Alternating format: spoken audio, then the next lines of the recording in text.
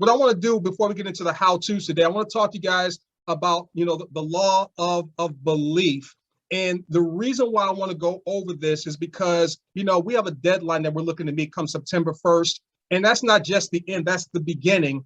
But we want to make sure that we're adding a bunch of logs to the fire, if you will, moving forward come September 1st.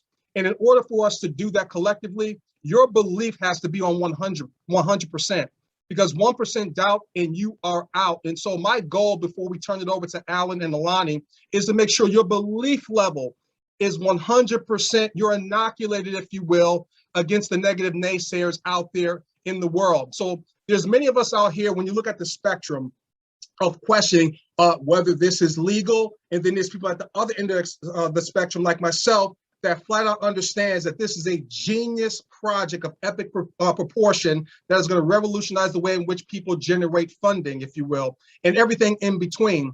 And so can many of you remember a time and place whereby we were told to never pick up hitchhikers, and it was just unheard of to do so? We were told, we were spanked, we were told never to do that.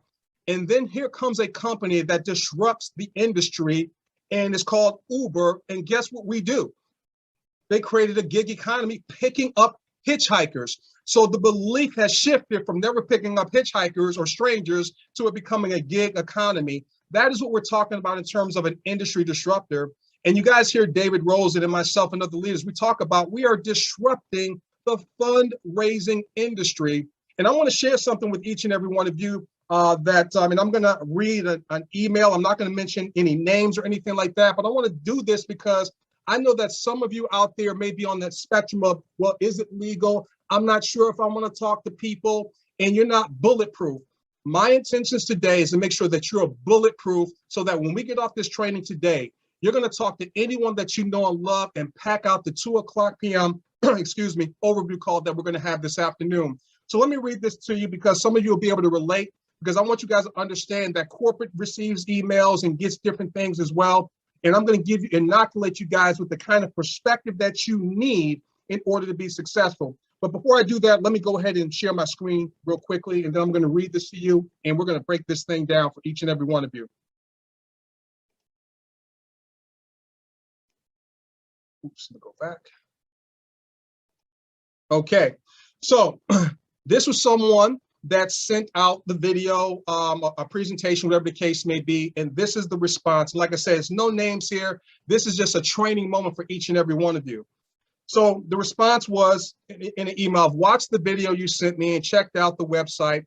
I realized I could just say I'm not interested, but I have to be honest about this. Regardless of the positive images, philanthropic sentiments, and the founder's intentions, the underlying core of this business as a pyramid scheme cannot be ignored.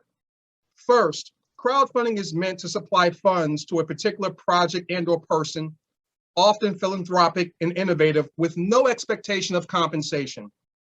I imagine this is how co-op skirts some of the legal issues by saying these things are donations and gifts. The issue is that most people signing up for this likely do so with the intention and expectation of making money, as described in the presentation. Otherwise, they might just donate to a cause dear to them rather than to a friend or stranger who isn't necessarily in need of charity. The possibility of making money is what drives people to sign up for this, not philanthropy. If that wasn't the case, we would all donate to crowdfunding initiatives in which we expect no return, except for that person or organization to do good. Ultimately, this scheme uses the principle of crowdfunding and philanthropy to avoid calling itself an MLM, but uses the incentive of making money to sign people up and drive it forward. Where this is MLM becomes a pyramid scheme is when, number one, there's no good or service being provided or exchanged. Number two, it's funded by signing up new members. And it goes on and on and on. And it said, listen, I'm grateful that you thought enough of the business venture that you're excited about, but this is textbook pyramid scheme. This business is designed absolutely illegal in Canada as the promotion of one. And in my honest opinion, I really don't think sharing this content is a good idea. Be careful.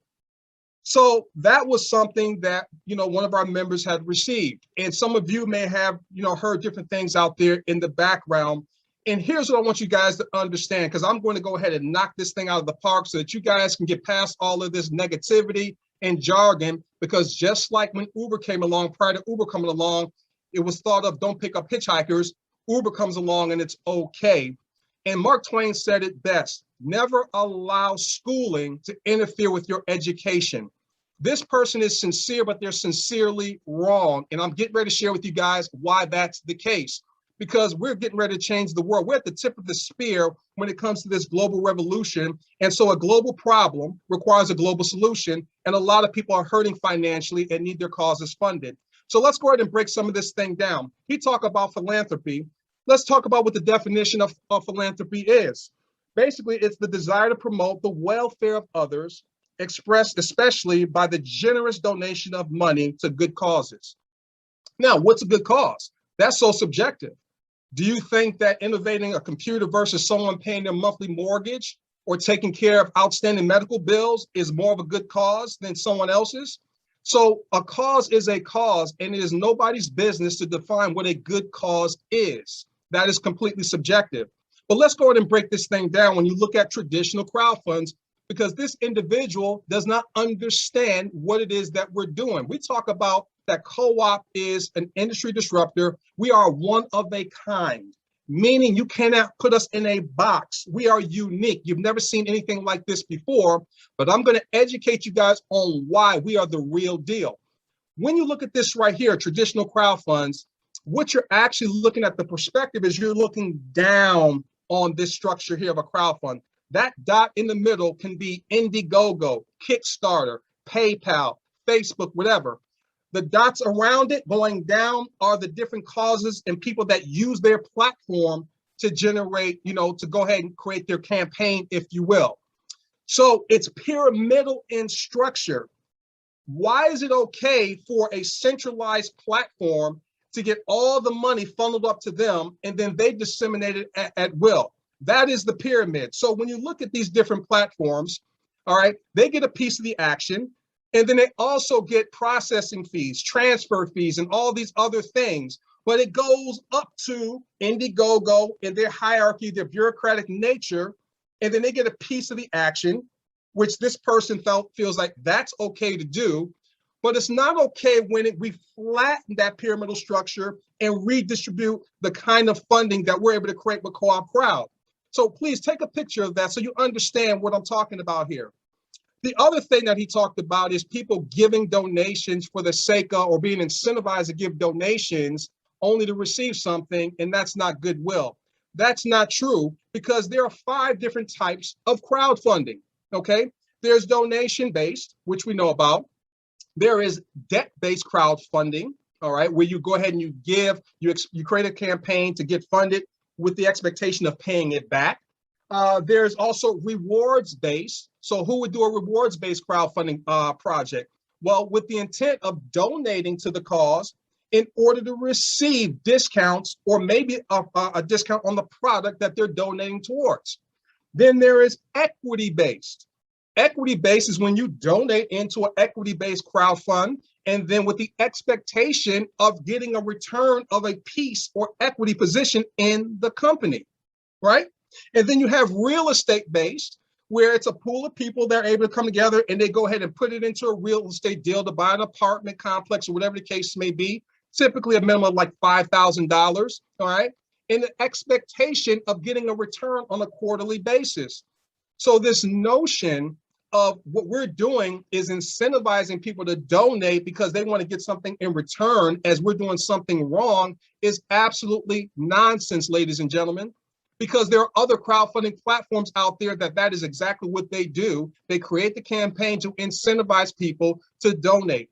And what we're doing is a philanthropy, if you will. We're changing the world. We're looking to eradicate poverty. We're looking for people to hit their number to cover their monthly expenses.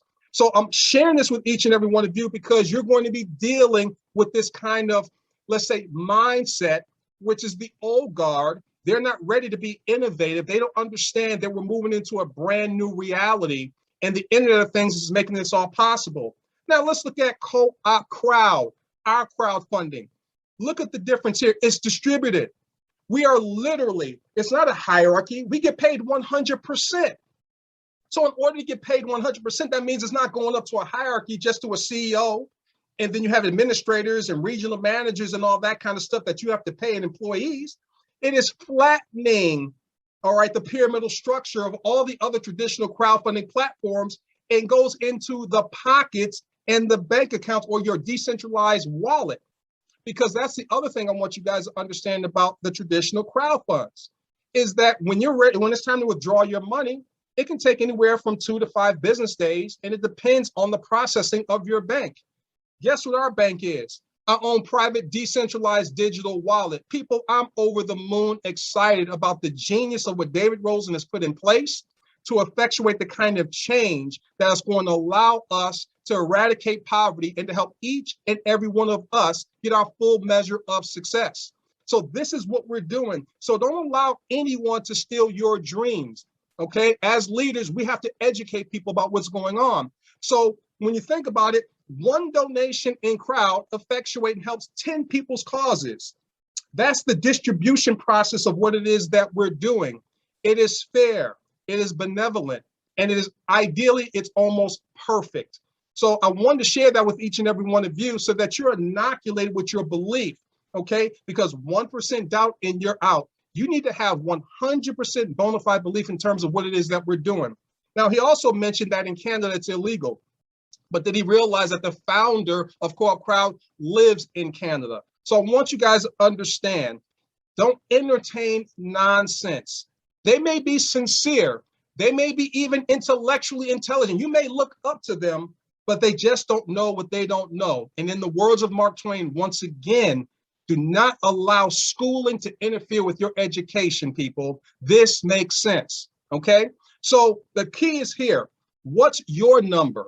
That's what you guys need to understand. Focus on what's your number. And we're talking about your monthly overhead.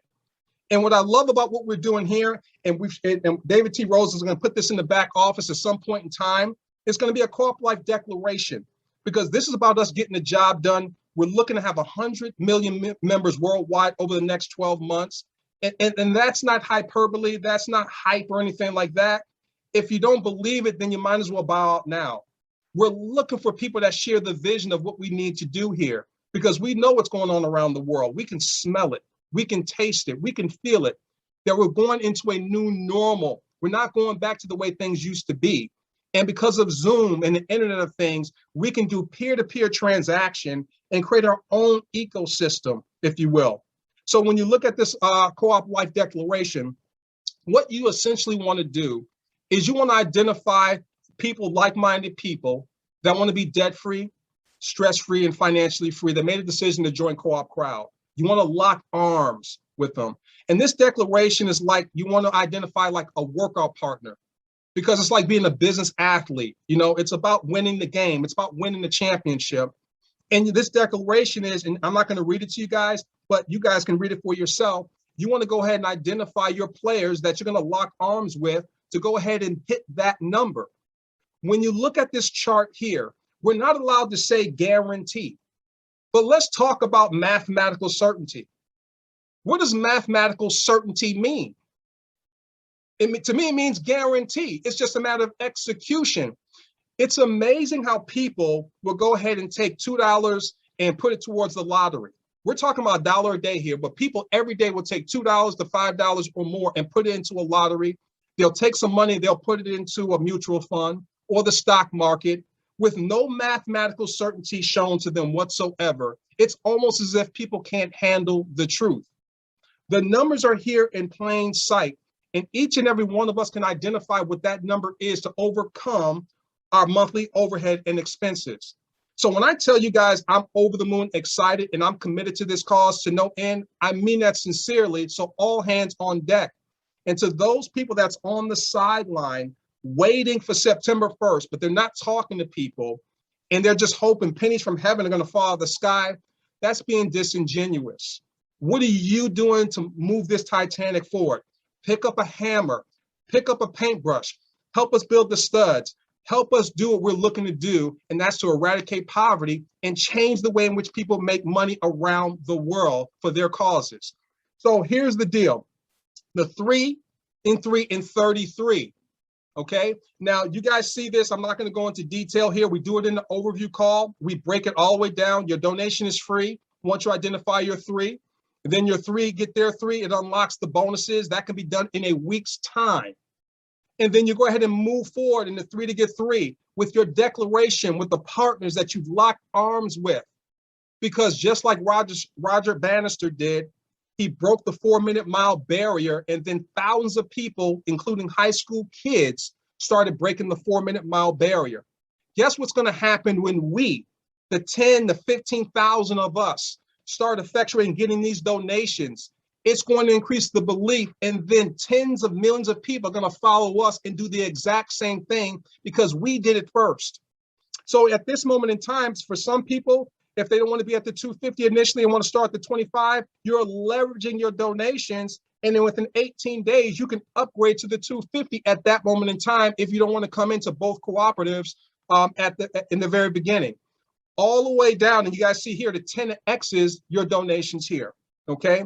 And I know I may be talking fast because I'm so excited, you guys.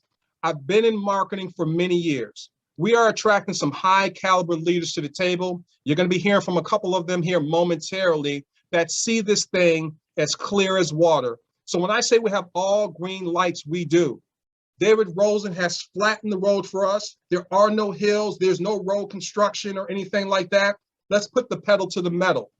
So you take this all the way down, and for 33 days, you can see here in days 19 through 21, $4,183 in residual donations toward your cause. We're talking about 90% of the global population's monthly expenses being covered. If we just did that, people, we've effectuated the kind of change that we're looking to do. And then all the way down throughout the entire process in 33 days, you're talking about close to $1 million in residual donations. And in 30 days, actually, it's $1,042,000. And it's real numbers to a mathematical certainty. And we'll talk about that at a later time.